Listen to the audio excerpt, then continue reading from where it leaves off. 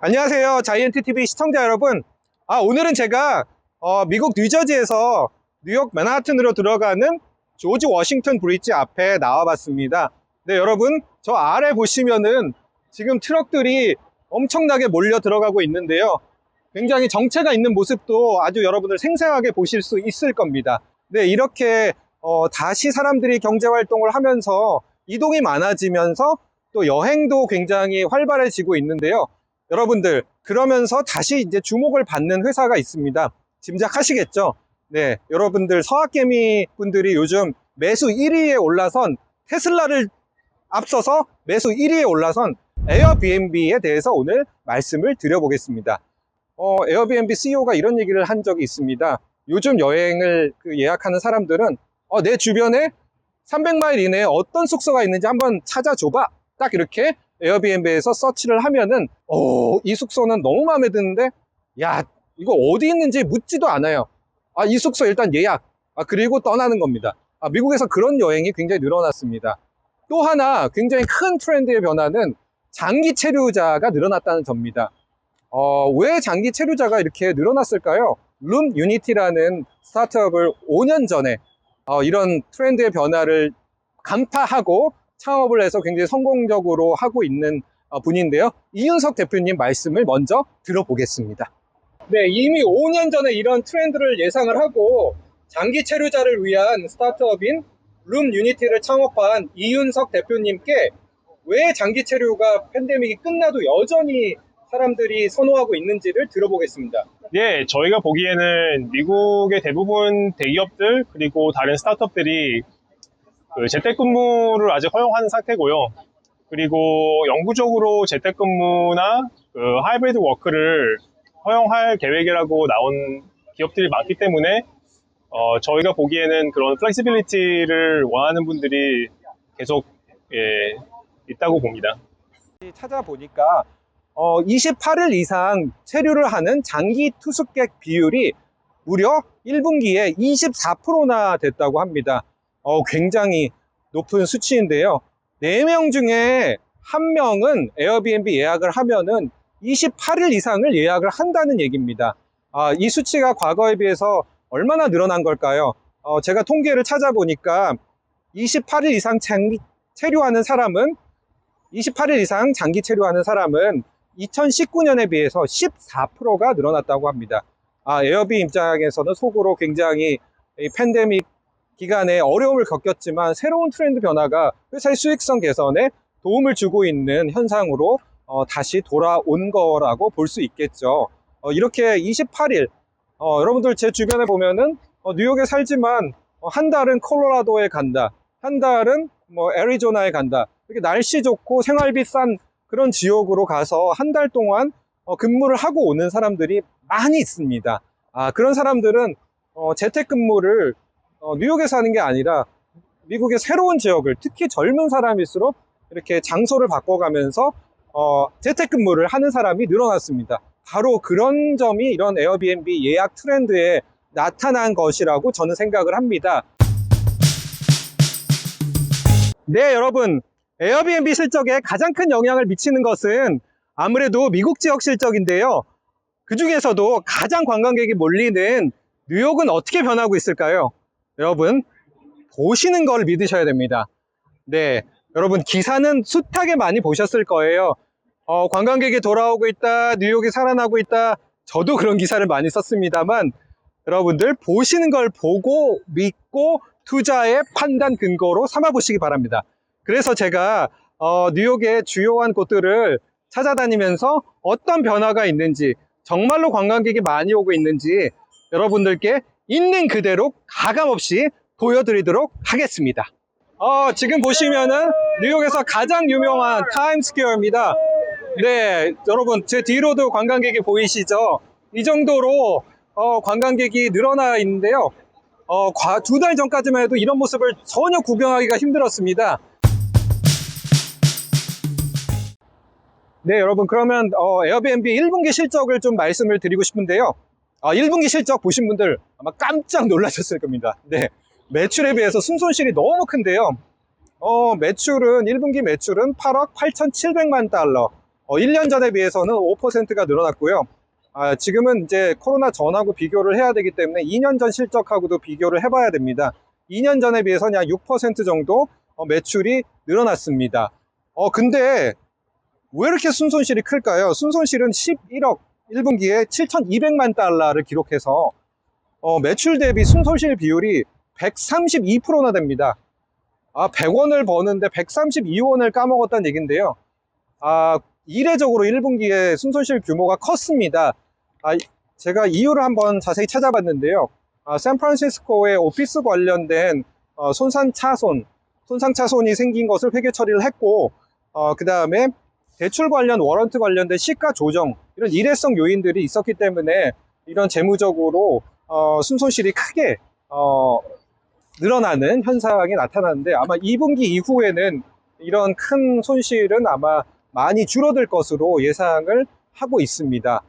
여러분들, 그 에어비앤비처럼 이렇게 그 성장성이 큰 회사는 굉장히 기업 가치를 평가하기가 어렵습니다. 그래서 이런 기업들은 향후 기업 가치를 평가할 때 여러 가지 다른 모델을 쓰게 됩니다. 그래서 Forward EV Sales라는 향후에 어떤 기업의 매출이나 증가가 어떻게 그 예상이 되는지를 평가를 해서 멀티플로 배수로 이 회사의 밸류에이션이 적정한지를 따져보게 되는데요. 지난 2월에 주가가 200달러를 훨씬 넘어섰을 때는 이 비율이 28배까지 올랐습니다. 하지만 지금 최근에 6월달 들어선 주가가 많이 빠진 상태여서 최근에는 이 비율이 14에서 15배 수준에 머무르고 있는데요. 물론 14배에서 15배도 굉장히 높은 비율입니다.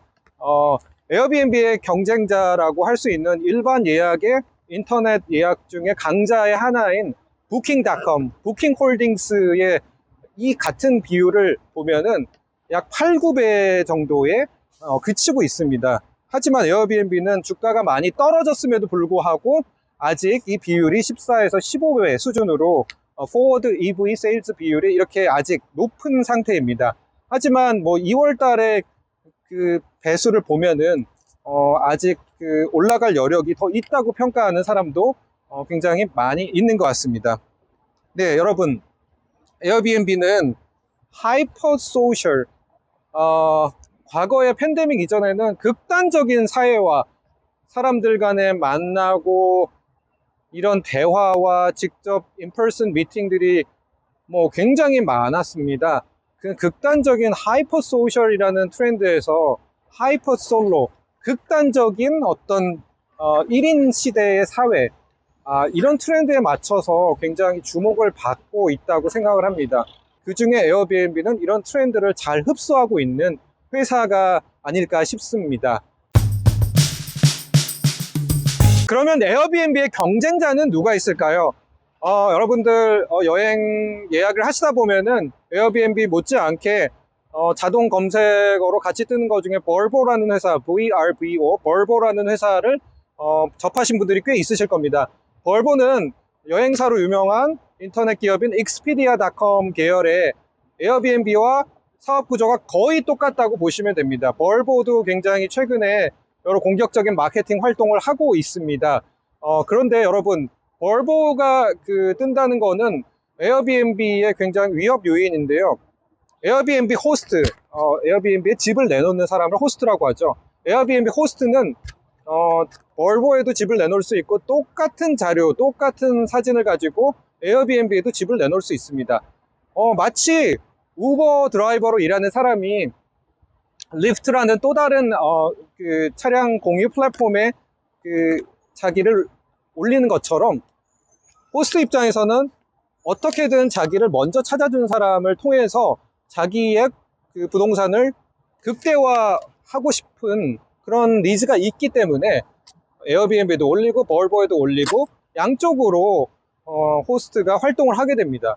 그래서 최근에 벌보는 야, 에어비앤비 호스트님, 제가 에어비앤비보다 훨씬 더 잘해드릴 테니까 이쪽으로 올리세요. 이쪽으로 올리세요. 하면서 굉장히 어떻게 보면은 제로섬 게임에 가까운 서로 고객 호스트 뺏어오기 경쟁을 하고 있습니다. 벌보라는 회사의 실적을 항상 에어비앤비와 같이 눈여겨 보시면 좋을 것 같습니다. 하지만 전혀 다른 경쟁자들도 나타나고 있습니다. 저는 오히려 이런 점이 더 중요하다고 생각을 하고 있는데요. 썬더라는 회사입니다. 썬더라는 회사는 아파트 같은 거를 매니지먼트를 하겠다고 집단으로 계약을 한 다음에 아주 깨끗하고 모던하게 리모델링을 하게 됩니다. 그리고 나서 그거를 일반 호텔처럼 이용자들한테 내주게 되는데요. 썬더는 이용한 사람들이 다 극찬을 하는 걸 보고 이 비즈니스 모델이 굉장히 뜨겠구나 하는 생각을 제가 하게 됐습니다. 썬더라는 회사의 특징은 비대면 컨택이 없습니다. 비대면 체크인, 모든 것을 모바일화 했고요.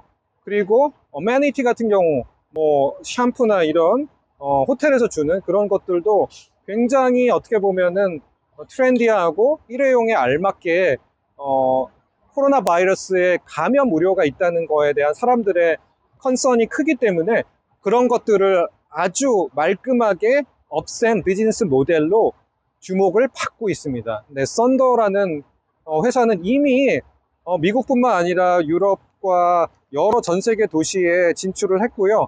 굉장히 깔끔하고 모던한 숙박업소로 주목을 받고 있습니다. 근데 이 썬더라는 회사가 굉장히 실적이나 예약이 굉장히 늘어났다고 제가 체감을 하게 됐는데요. 1, 2월 달만 해도 썬더의 이 맨하탄에 있는 숙소를 주로 다운타운, 월스트리트에 있는 다운타운에 썬더 숙소들이 있습니다. 거기 예약을 하려고 그러면 뭐 굉장히 널널했습니다. 근데 최근에 제가 썬더를 접속해 보니까 28일 최소 한 달을 예약을 하라는 거예요. 물론 디스카운트가 들어가지만 아주 인기가 많은 숙소들은 한 달씩 예약을 받는 형태로 최소 일주일, 2주일 이런 식으로 예약을 받는 형태로 예약 접수 시스템이 바뀌어 있더라고요. 그만큼 썬더라는 회사가 바뀌고 있다는 것을 보여주고 있는 것 같고요. 썬더라는 회사는 여러 가지 투자를 받으면서 아직 상장이 돼 있지 않지만 IPO를 향해서 가고 있는 회사이기 때문에 프리 IPO에 관심이 있거나 새로 상장될 종목에 관심 있는 분들은 썬더라는 회사의 에어비앤비와 함께 한번 관심을 가져보시면 어떨까 싶습니다. 썬더 같은 회사의 비즈니스 모델이 되는 걸 알고 여러 비슷한 비즈니스 모델들이 생기고 있는데요. 루스트라는 회사도 생겼고 여러 유사한 회사들이 앞으로 많이 생겨날 것으로 예상이 됩니다.